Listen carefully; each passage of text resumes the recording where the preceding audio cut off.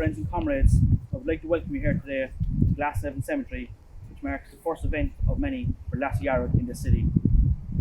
We have come here to pay homage to a great woman, a feminist, a revolutionary, a teacher, a trade unionist, and a member of the Irish Citizen Army, Margaret Skinnider, on this 50th anniversary of her death. But these aren't the words that define her. She is defined by her commitment to progress, to a better world and a socialist republic that will care for all of its citizens. A society that is alien to the one we see today, with poverty, homelessness, joblessness, corruption and exploitation. The republic aspired to by Skinnider and her comrade lives, and it lives among us all. She was committed to the same cause and ideals that we are committed to today, and we call on everyone that wants to see a better world, one envisioned by Skinnider, to join us in that fight and to get organised, to agitate and to get involved in Lasair Dhearg. The continuation of the struggle by those inspired by her and for those who have come after her to join the fight is her legacy. To start today's proceedings, I will call upon Adam Laverty to lay a wreath on behalf of Lasair Dhearg Dublin.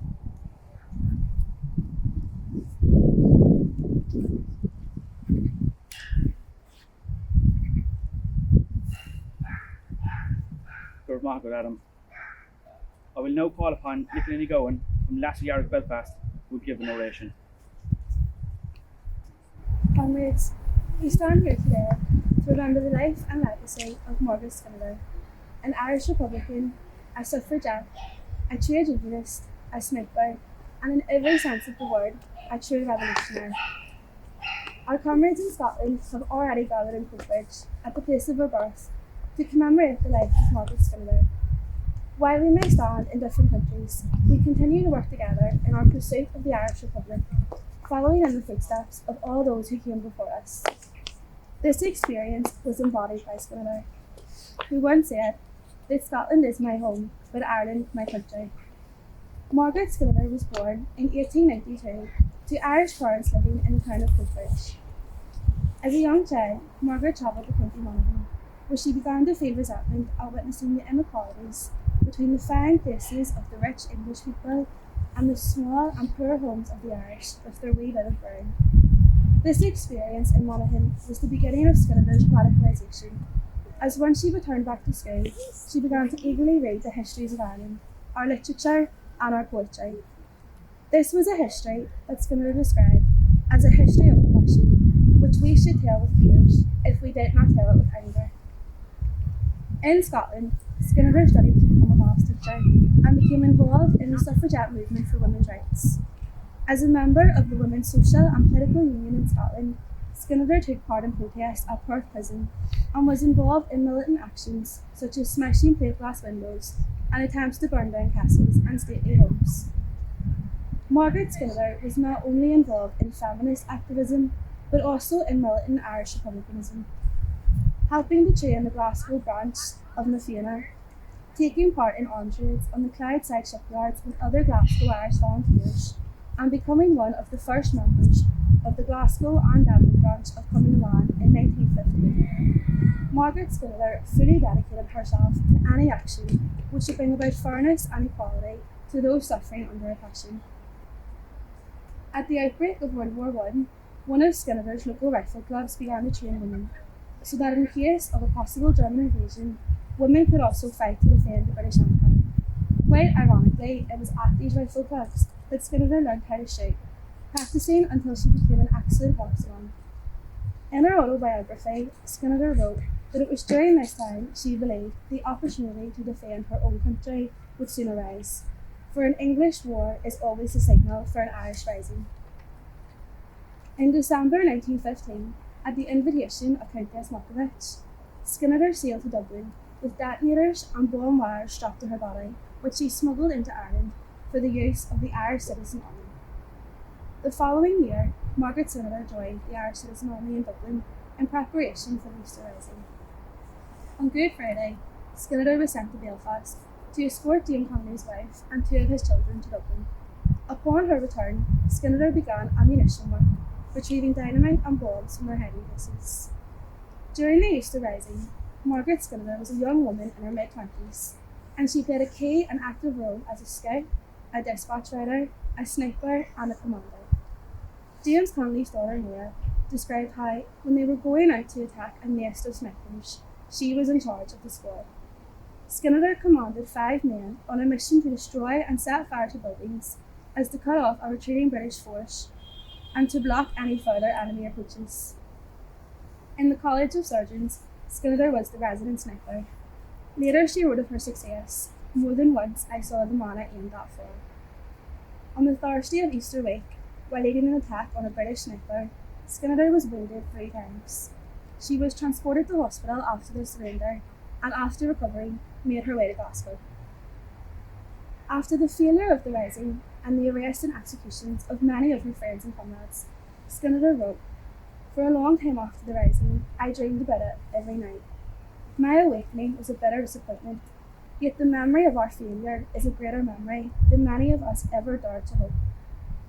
Margaret Skinnider's dedication to the Irish Republic did not die with the failure of Easter week. Rather, Skinnider spent the rest of her life continuing to fight for Ireland's freedom. Between 1917 and 1918, Skinnider took part in a tour of America with other Cumann activists.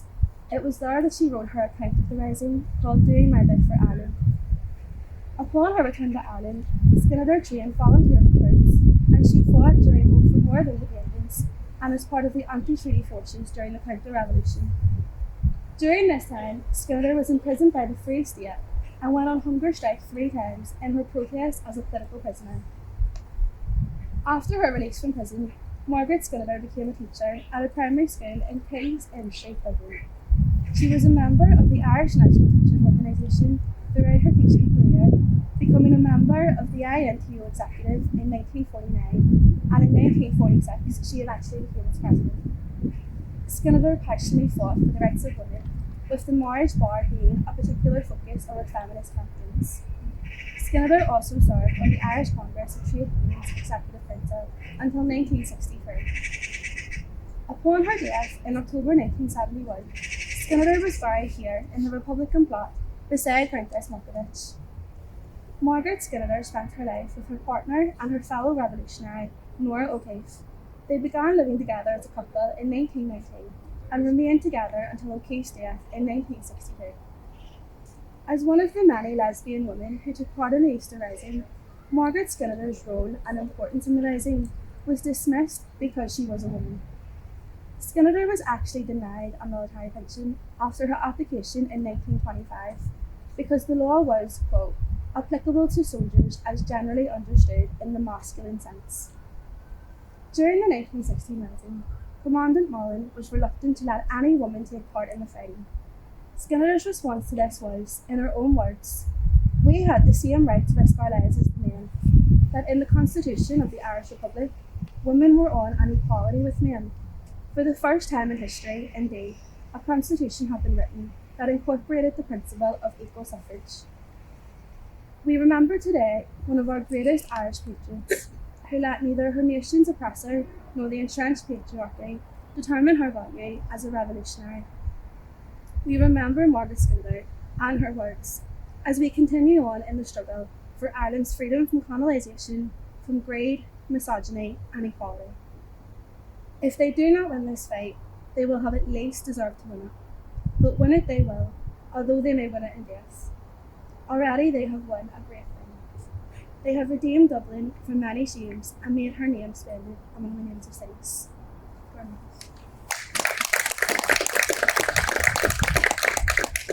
Margaret Nicola. I would like to thank you all for coming here today to pay tribute to this great revolutionary. We continue to be inspired by revolutionaries like Margaret Skinnider, Bobby Sands, Mairead Farrell, Liam Mellows, Winifred Kearney, James Connolly, and many, many more, and we continue on the path that they set out for us until we achieve our goal of a 32-county socialist republic. Gurv Mahagov, the Court, Camaradia, agus Berbua.